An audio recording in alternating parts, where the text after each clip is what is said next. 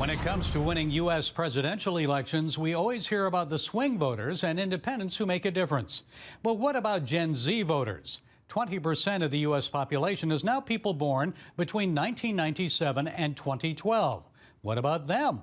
More than half are eligible to vote in the upcoming election. So here to set us straight on this is Gen Z Young Voices political commentator Juan Pablo Villasmil. Juan, it's good to talk with you. You recently suggested in a commentary the Gen Z voters may not vote for Biden, but that doesn't mean they'll go for Trump. So explain that to us, please. Of course. Thank you for having me. So there's this conception that Gen Z voters are overwhelmingly liberal. And if you go to a college campus, it's somewhat true.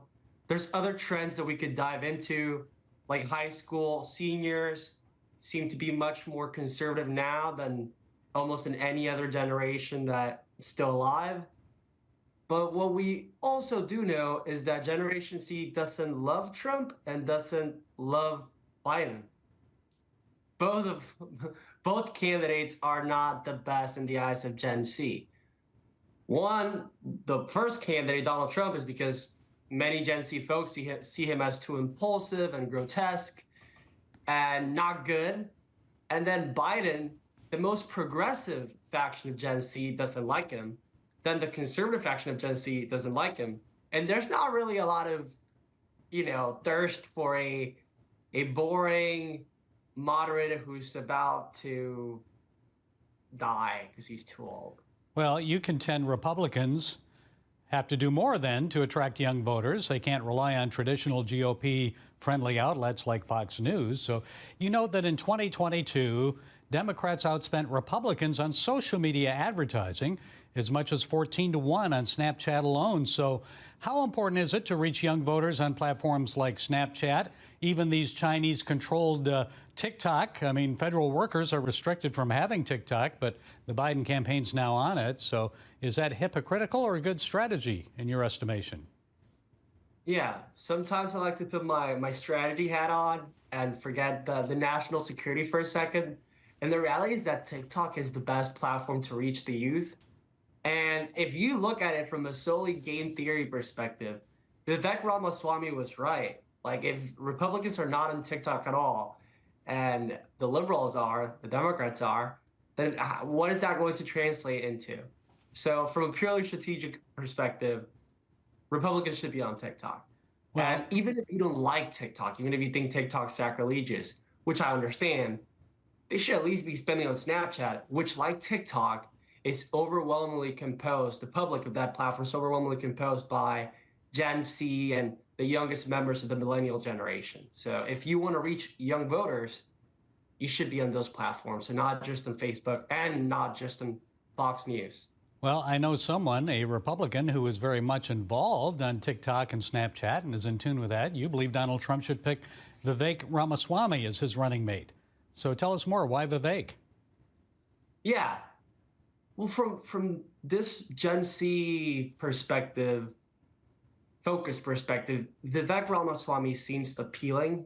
And in my article, I talk about how he overperformed in Iowa with the youth, not necessarily with the older folks. Meanwhile, Trump overperformed with those 65 and older and not with the youth. Vivek Ramaswamy did the best comparatively with the youth. And let's remember, Vivek Ramaswamy was a nobody. Like, no one knew who that guy was like a year ago.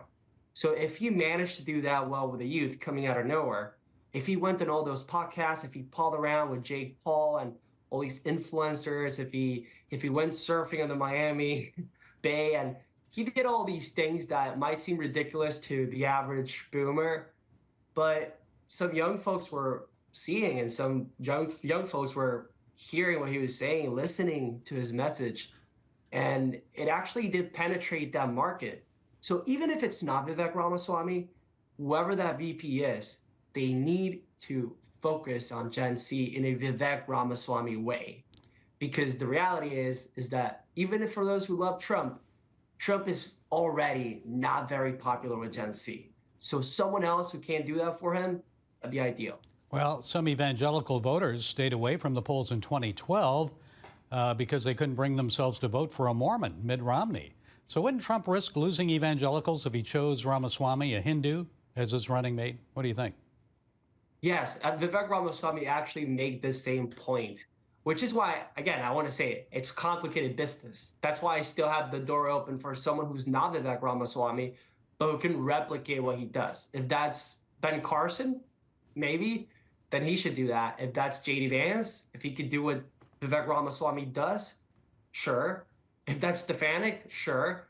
But it just seems like Vivek Ramaswamy is still the best person that's able to do that. And then in another point, I feel like Trump has already proved himself to the evangelical base.